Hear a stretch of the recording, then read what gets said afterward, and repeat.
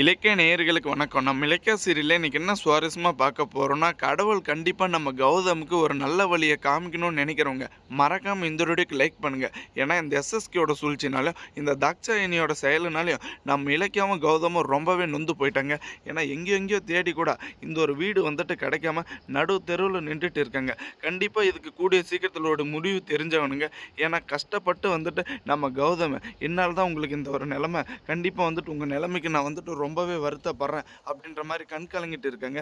ஏன்னா இந்த ஜானகம் வந்துட்டு ரொம்பவே வருத்தப்படுறாங்க.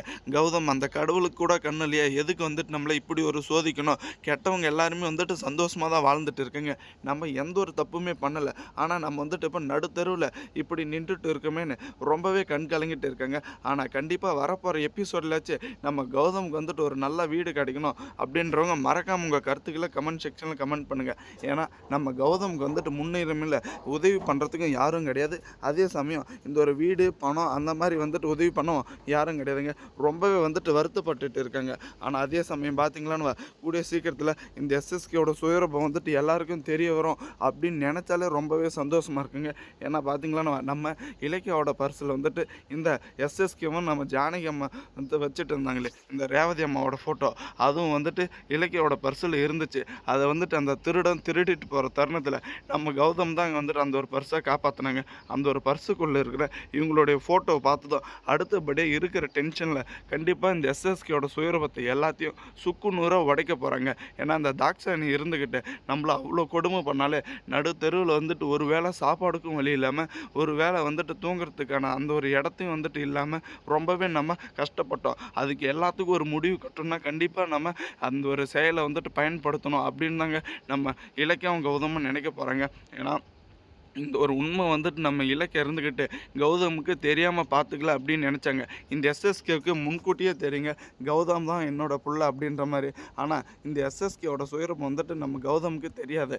இந்த ரேவதி அம்மாவோட புள்ள தான் வந்துட்டு இந்த கௌதம் அப்படின்ற உண்மையும் தெரியாதுங்க. இது எல்லாமே வந்துட்டு கூடிய சீக்கிரத்தில் வெளிச்சத்துக்கு வரப்போகுது. அதே சமயம் பார்த்தீங்களான்னு இந்த பைரவியும் இந்த அஞ்சலியும் சுயரூபத்தை வந்துட்டு இப்போ தாங்க நம்ம கார்த்திகை தெரியப்படுத்துகிறாங்க. ஏன்னா கார்த்திக் வந்துட்டு இப்போ ரொம்பவே காயப்பட்டுட்டு இருக்கான். எப்படியாச்சும் வந்துட்டு இவங்கள கூப்பிட்டுக்கலாமா அப்படின்ற ஒரு எண்ணத்துலையும். ஏன்னா இந்த ஒரு வீட்டில் வந்துட்டு இந்த அஞ்சலி இவங்க கஷ்டப்பட்டுட்டு இருக்கிறத வீடியோவோட வந்துட்டு ரசிச்சுட்டு இருக்கா பார்த்து நம்ம கார்த்திக் வந்துட்டு மனசே இல்லைங்க, என்னதான் வந்துட்டு இப்படி இருந்தாலும் ரத்த பாசம் விட்டு போகுமா, இவங்கள வந்துட்டு கூப்பிட்டுக்கலாமா அப்படின்ற மாதிரி ஒரு எண்ணத்தில் இருக்காங்க. அந்த ஒரு தருணத்தில் தாங்க வீட்டில் இவங்களே வந்துட்டு அடிச்சுட்டு இருக்காங்க சண்டைக்கு. இந்த சிந்தாமணியை வீட்டில் தங்க வைக்கணுமா தங்க வைக்கக்கூடாதா, கண்டிப்பாக இந்த சிந்தாமணி இருக்கணும் கார்த்திக் நீ சொல்லு அப்படின்ற மாதிரி இந்த பைரவி ஆண்டி கிட்ட சொல்லிட்டு இருக்காங்க. ஆனால் பைரவி வந்துட்டு அதுக்கு துளி அளவு கூட வந்துட்டு ஒத்துக்கவே இல்லைங்க. இல்லை கார்த்திக் இதெல்லாம் வேணாம், சம்மந்தம் ஒரே வீட்டில் இருந்தால் அது நல்லா இருக்காது, நீ வந்துட்டு சைலண்டாரு, விருந்தாளியே வந்தவங்க விருந்தாளியே போட்டோம் அப்படின்ற மாதிரி சொல்லிட்டு இருக்காங்க. ஆனால் நம்ம கார்த்திக் வந்துட்டு என்ன பதில் சொல்கிறதுனே தெரியலைங்க. ஒரு பக்கம் இந்த அஞ்சலிக்கு வாதாட போகிறாங்களா இல்லை இந்த பைரவிக்கு வாதாட போகிறாங்களேன்னு. ஆனால் இவங்க எந்த பக்கம் வாதாடினாலும் கண்டிப்பாக வந்துட்டு இந்த எஸ்எஸ்கேயோட சுயரூபத்தை சுக்குநூறாக உடைச்சிட்டு இந்த தாக்ஷாயணியை நடுத்தெருவில் நிப்பாட்டிட்டு அடுத்தபடி இவங்களுக்கு எல்லாருக்கும் ஆப்பு தயாராக காத்துட்டு இருக்கு கூடிய சீக்கிரத்தில். தேங்க்ஸ் ஃபார் வாட்சிங். இலக்கிய நேயர்களுக்கு மறக்காம சப்ஸ்கிரைப்